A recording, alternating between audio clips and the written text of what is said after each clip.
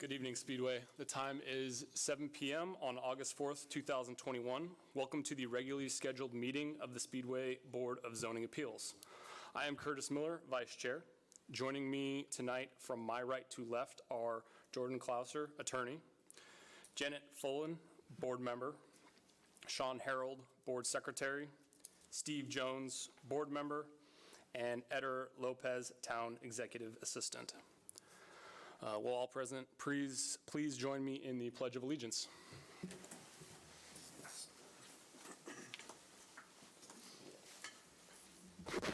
Pledge allegiance to the flag of the United States of America and to the republic for which it stands, one nation, under God, indivisible, with liberty and justice for all.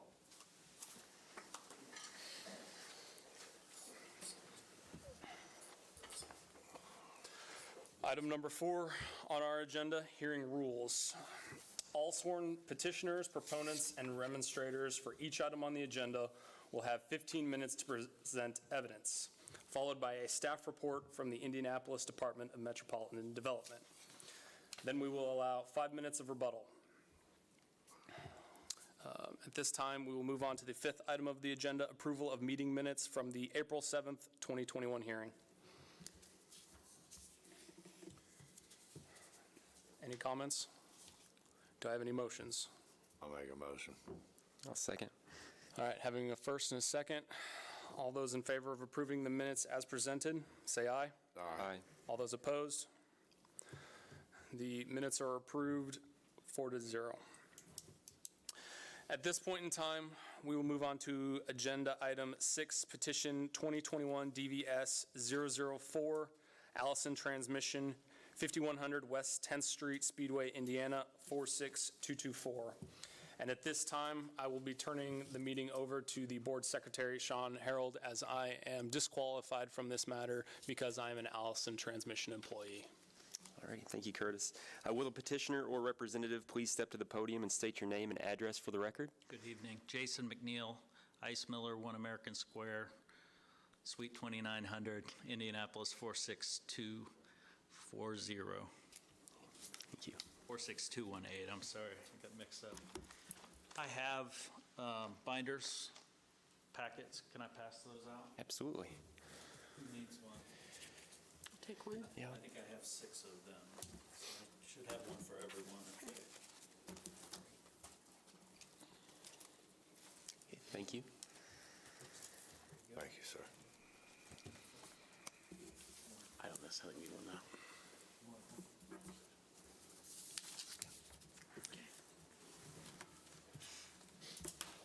Okay, good evening, and thank you for your time this evening. I'm here obviously on behalf of Allison Transmission, and this project relates to the new Innovation Center that I assume most of you, if all of you, have seen. The building has already been constructed. It's a beautiful building over off of 10th Street. And really what we're here for tonight are some development standard variances that we feel are needed to finish the project and to make it what it should be and as beautiful as it can be.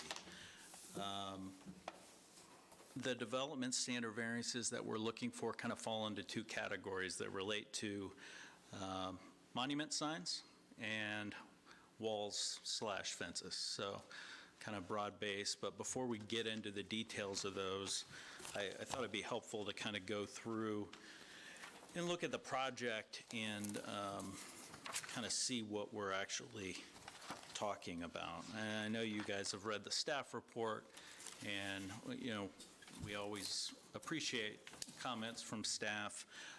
Really feel like in this case, though, the recommendations don't take into account the project itself, the plans that we have, and the real need that we have for these items. So if you want to start on tab 2, I have some renderings and elevations that kind of show, first of all, the Innovation Center that's already here, but really the vision for the fencing, the landscaping, the signage that we feel kind of adds the finishing touch onto the project.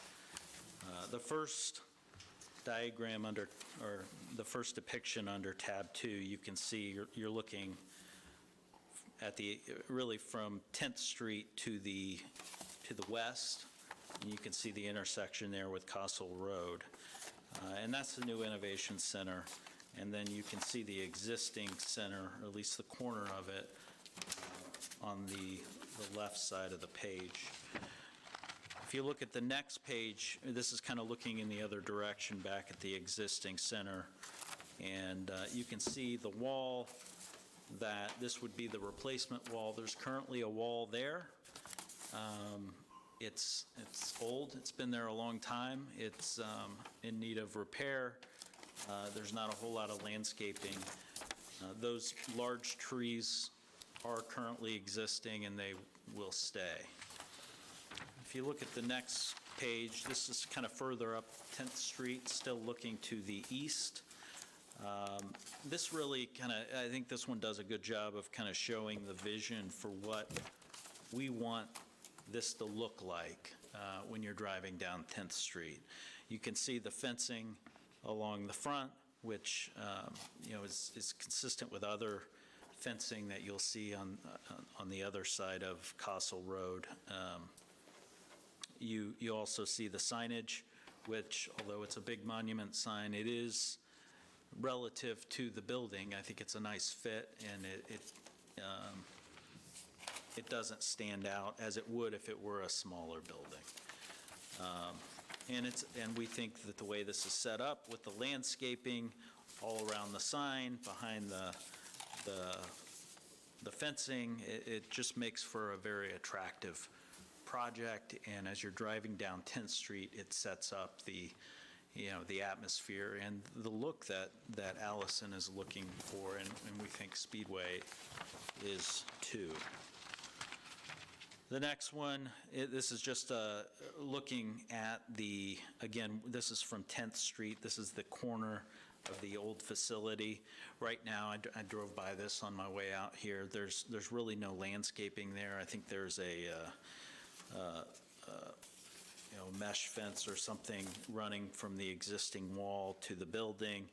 And we're talking about putting a lot of landscaping in and just making it look nice to fit with the rest of what we've done.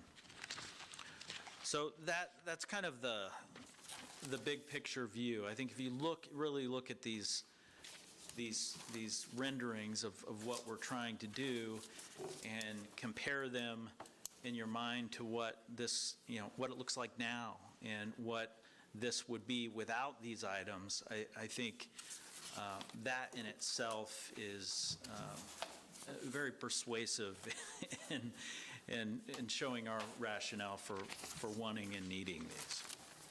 So now that we've kind of talked a little bit about the kind of overview and the background, the first category of development standard variances that we're looking at relate to monument signs. And if you skip over to tab 3,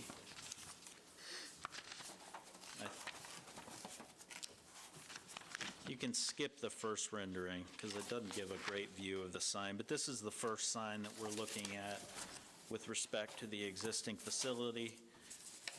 And then you can look at the one on the next page, which also shows the one that we would like to put in front of the Innovation Center. A couple things here.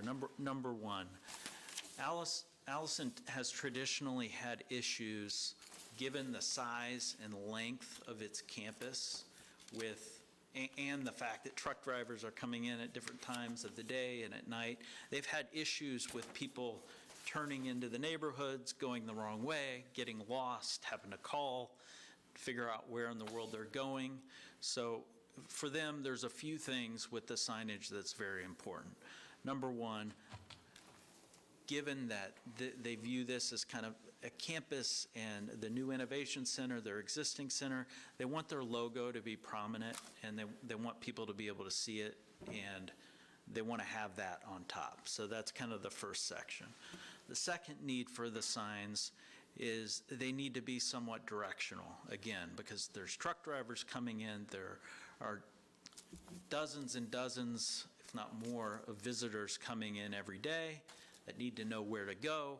So the middle section of these signs is kind of set out to do that, and they need to be large so people can see them, truck drivers can see them, they're prominent, even in the evening and at night when people are coming in.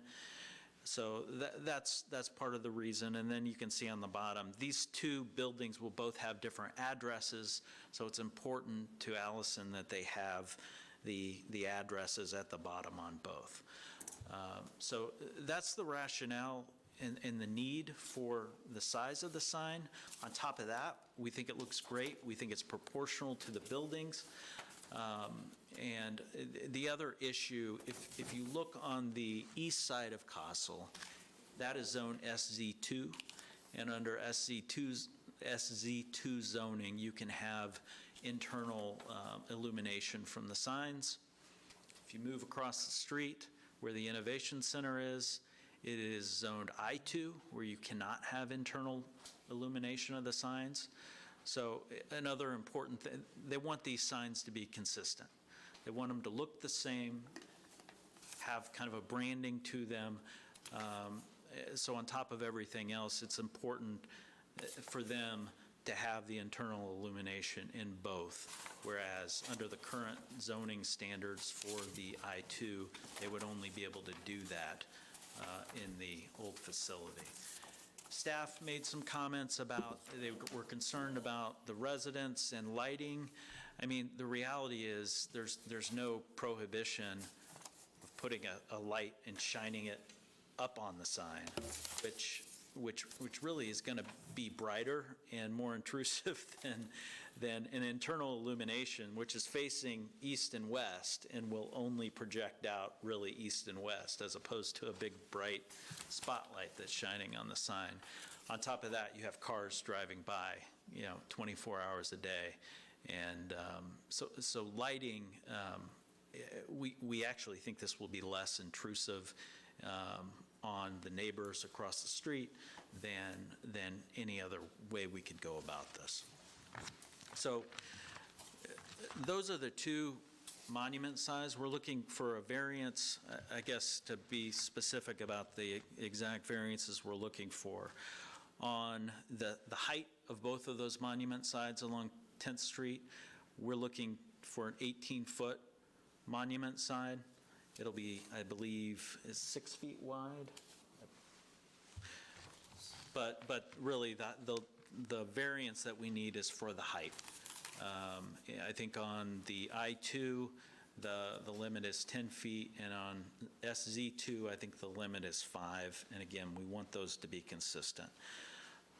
The second thing that we need just on the one in front of the Innovation Center is the internal illumination, which I spoke about.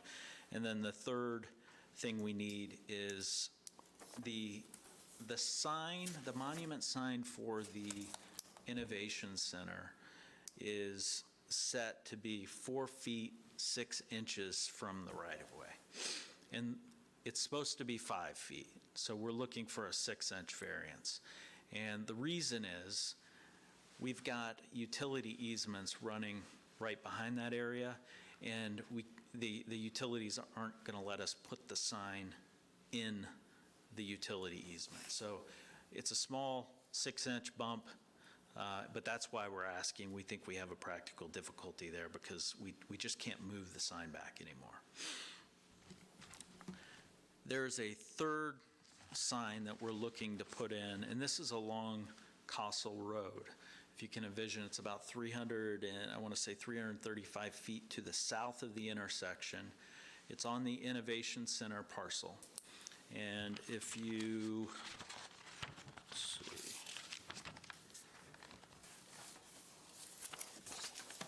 I guess it might be helpful to start with the site plan under tab 1. You can see, if you look down 10th Street on the right side of the paper, there's an entrance there. And just north of the detention pond is where we would be putting that sign. You can see the sign there. And this is going to be a smaller sign. Give you the dimensions. But really, the issue with this sign is we need it to be a foot off of 10th Street. And I believe the ordinance requires 5 feet, if I'm correct. Yes, the ordinance requires 5 feet. The problem is, if you look at this site plan, if we move it back 5 feet, we're in the detention pond. And given, the scarcity of parking and fitting detention and everything on here, really, there's no where this sign can go, pushing it back. So that's the rationale for that. If you want to see the actual sign setup, you can look at the very last drawing on tab 3. And it's kind of a unique sign because we're going to have our gate that's actually going to come through it when it's not during normal business hours. So you can see in the picture on the top left-hand corner that you've got a gate that will kind of open and close through the sign. But again, we're doing what we can to fit it in there. And we need the sign because we need to, again, provide direction and let people know where things are located. Those are the sign variances. The other two variances that we need relate to walls and fences. If you want to look at tab 4, this is on the current existing facility, and if you've driven by it, you know that there's a wall that kind of hugs Castle Road and then cuts over. And it's old and it needs repaired, and there's not a lot of landscaping. So what we're proposing to do is tear that wall down and rebuild a wall that looks, in the same location using the same foundation, that looks nice. I know staff has objected to that, but at the end of the day, I guess our practical difficulty here is if you look at the existing site plan, this is where our docks are. I mean, we're trying to build a nice-looking facility and intersection, and if you take down this wall, as staff would have us do, you're just looking at a bunch of trucks and docks, and it doesn't look nice. So what we'd like to do is build a nice wall. We'd like to put a lot of nice landscaping there so it kind of meets the standard that we've set with the Innovation Center and the rest of the intersection. Lastly, we are looking to, if you want to look at tab 5, add a fence along the front of 10th Street. And the only variance here that we need is, I think the current zoning standards are that the fence has to be no more than 3.5 feet. We'd like it to be 5. Reason for that is, we use the fencing, we want it to be nice, but it's also to keep people out of our facility. And I think the general understanding is that 5 feet is kind of the minimum that a normal person would have trouble getting over. 3.5 feet, I think I could even get over that, but I would have trouble with 5. So the rationale is there. We'd like it to be a little higher. I'm not certain, but driving in, it looked like some of the fencing on the other side of Castle that Allison had, it looked to me like it was higher than 3.5, so I'm assuming this would be consistent with that, but in any event, we're looking at 5 feet. That's the gist of what we're asking for. We think every one of these is important, is needed, is necessary to put this building in this intersection at the standard we want to see it, having put so many tens of millions of dollars into it. And we also, we're not trying to cut corners. We're not trying to save time or costs, we're actually putting more money in here and trying to make it look nicer. So, with that in mind, I'm open to any questions that you may have. Well, thank you. Are there any questions from the board members? No? No.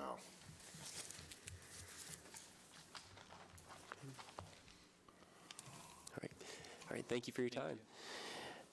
All right. Are there any remonstrators or proponents who wish to speak? You have staff to do their report. Okay. So if there are no additional speakers, we will hear from Ms. Blackham.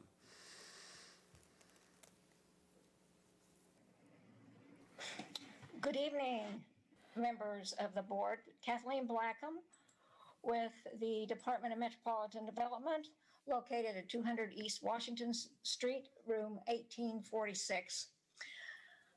As Mr. McNeil has indicated, staff is recommending denial of the variances that have been submitted for your approval. Let's talk about the height. That is a concern with staff. 10 feet's permitted, and staff believes that would be adequate, that an 18-foot tall freestanding monument sign really exceeds what would be appropriate for this area. Again, there are no visual barriers along this area, and staff also believes that an internally lit sign, as Mr. McNeil has indicated, would be disruptive to the residents there to the north and to the west. Again, staff does not believe that there is a practical difficulty related to the height of these monument signs or the internal illumination. It seems that, I want to talk about the setbacks. It seems that this site was actually undeveloped, and it would seem to staff that they should have, from the beginning, looked at and provided for signage. Frequently, signage is the last thing they think about, so accommodations aren't always necessarily made for signage. But because this is such an important project to the town of Speedway, it would seem to the staff that there should have been more thought given to where those signs are going to be placed to making sure that they would comply with the sign regulations. The wall, although I know it has been existing for all those years, staff, this is an opportunity to lower that wall so it is consistent with the ordinance.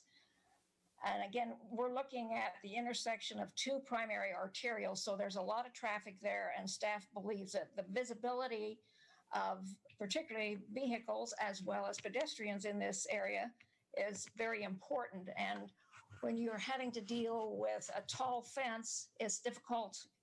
Your visual field is going to be limited. So staff again believes it would be appropriate to lower the fence so it would improve for the visibility of both vehicles as well as pedestrians. And again, the staff appreciates all of the contributions and the fact that Allison is there. They're an asset to the city and to the town of Speedway, but staff just simply believes that there should have been more thought given prior to or during the initial design phase to provide for and adequately have signs that would comply with the ordinance. And with that, staff would be glad to answer any questions that you might have. Any questions for Ms. Blackham? No. No. Thank you, Ms. Blackham. All right, I'd like to have a motion to vote on this petition. I do believe you still have rebuttal allowed, correct? Okay.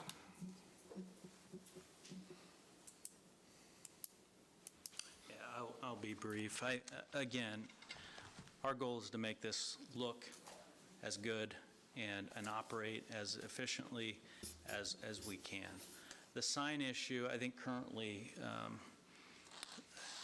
in some location, I'm not sure exactly where on their campus, there's an 8-foot sign, and it just has directional information.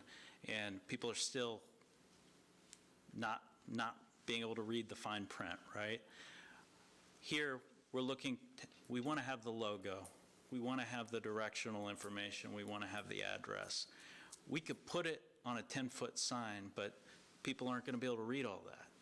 It's going to sacrifice the logo. The directional is going to be too small, especially with truck drivers driving, at 10 o'clock at night trying to figure out where to go. These are practical difficulties that relate to this specific project. In addition to that, for Speedway, for Allison, we do want the branding aspect of it too. We want it to be uniform. We want it to look nice. We want everything to flow together.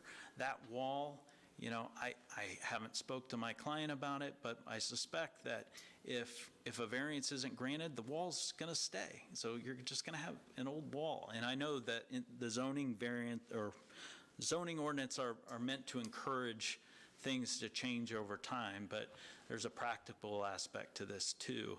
And I think weighed against all of the improvements that are going into not just the building that's already been constructed, but also the fences, the signage, the landscaping.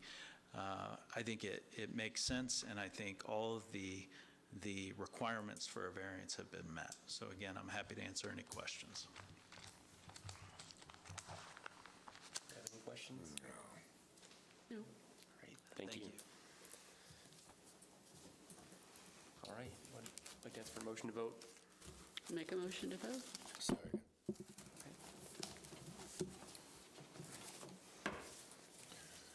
We got 5. 7.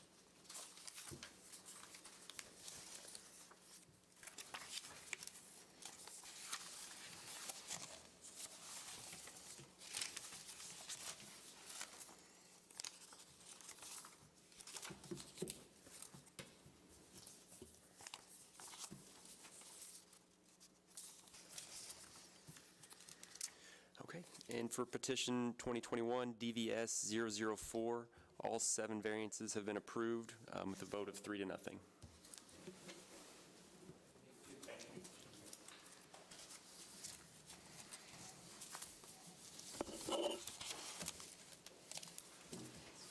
All right, next item on the agenda, petition 2021/DVS/005, Aldi 2502 Founders Square Drive, Speedway, Indiana 46224. Will the petitioner or representative please step forward, state your name and address? John McLean with Aldi, address 486 East Stop Ancient Road, Greenwood, Indiana, 46143. Good evening, and thanks for your time this evening. Tonight we are presenting 2 variances. The first one is for % of transparency.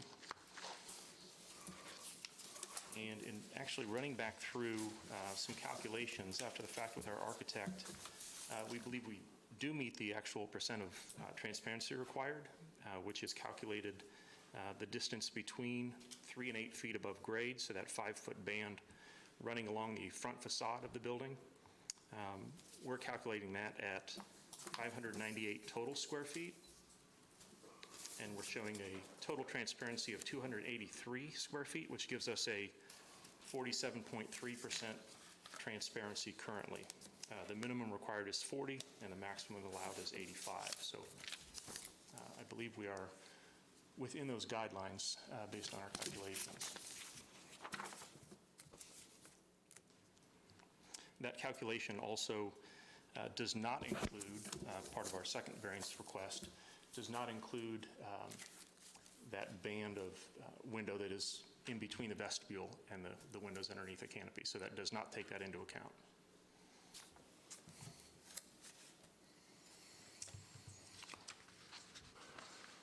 The second variance is regarding the what we call our VMT, or vertical message tower, and that is the graphic that is in that band of windows that appears to the left of the vestibule. I believe we have some photos on that as well. I included a few photos of some various stores around Indiana that we've completed over the past year and a half or 2 that are very similar design, if not identical, to the Speedway location. The first one that you saw there was in Fort Wayne. This one is an inline space in Fishers, Indiana. And there is one at 86 in Allisonville, Indianapolis, and that's on the end of a inline center as well. In all 3, we utilize that same typographic. There's a good image of the new Speedway store on our rainy grand opening day, I believe. And the idea with that graphic, as it relates to the true definition of signage, is really for an aesthetic appeal to the building, to add a pop of color. It's actually a dual-sided graphic that's visible from inside the store as well. So it's 2 panels. And kind of digging into some of the definitions, I don't know that this technically qualifies as a true window sign.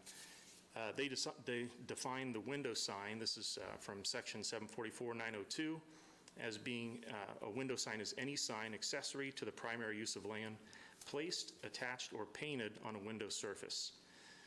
This sign is not actually attached to the window at all. We frame in the windows, the glass is installed, obviously, and then the graphic goes behind the window. It's offset from the window probably 5 or 6 inches within the drywall cavity.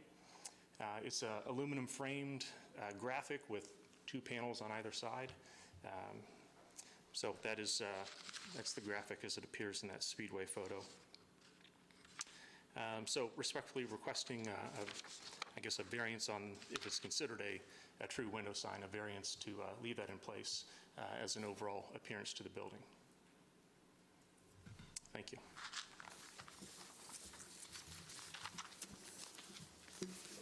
Does anybody have any questions? Not yet. Are there any proponents or remonstrators who'd like to speak on this matter?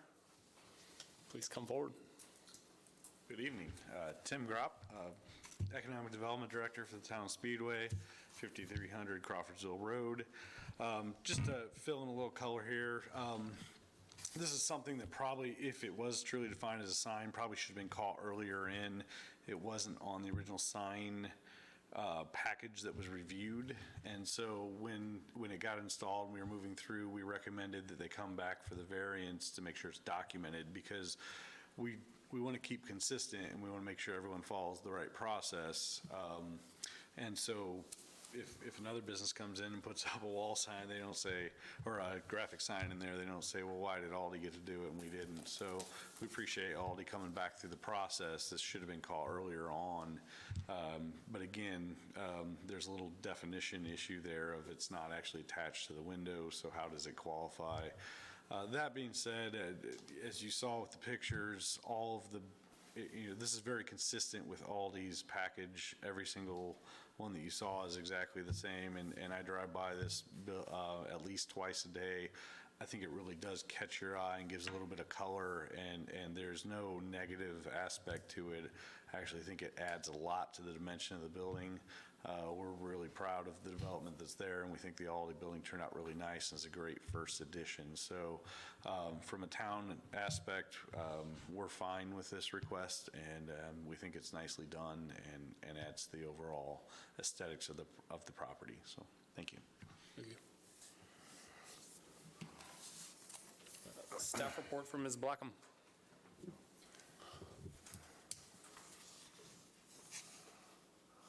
Good evening again, Kathleen Blackham with the Department of Metropolitan Development. Staff is not concerned about the transparency there along the frontage. It is the transparency that's there on the eastern edge facade of the building that fronts along Founders Square Drive. But because of the amount of transparency and the interior layout of the floor, or the building itself, the staff believes that there is adequate transparency that is being provided, not only obviously along the frontage, but also along that eastern edge. The purpose for transparency is that it allows for more eyes to see what's going on, which is always improves safety, and particularly if the transparency relates to the cash register and where the exchange of money takes place. That's the purpose of that transparency, and in this case, it has been met.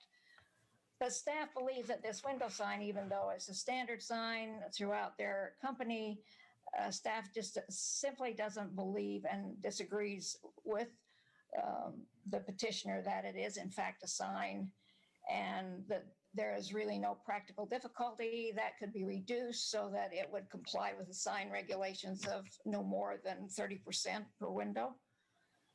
But again, staff is supportive. It's a split recommendation. Staff is supportive of the transparency, but not of that sign, the window sign. And with that, staff would be glad to answer any questions that you might have.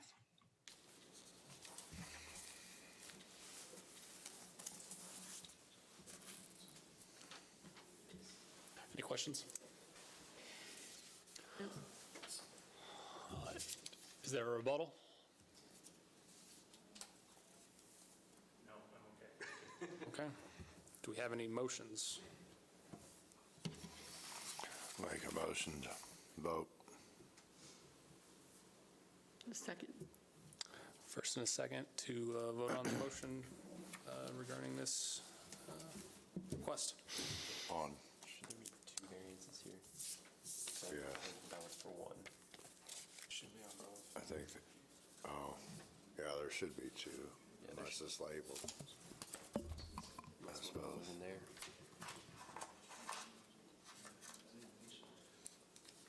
I think when Tim made this, he grouped it all into one. Okay, Yeah, it's all, so the graphics yeah. and the transparency. okay. Yeah. Okay. Yeah, it is, it's both on there.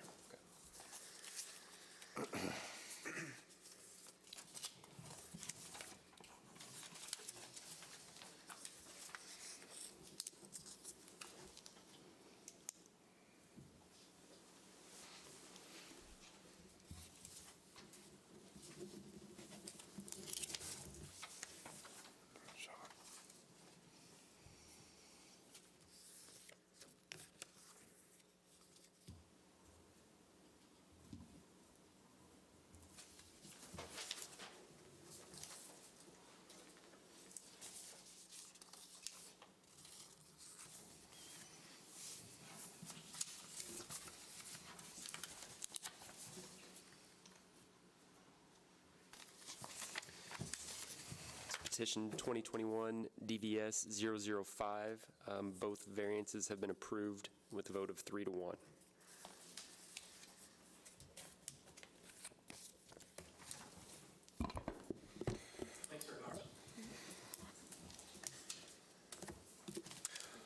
With that, is there any other business?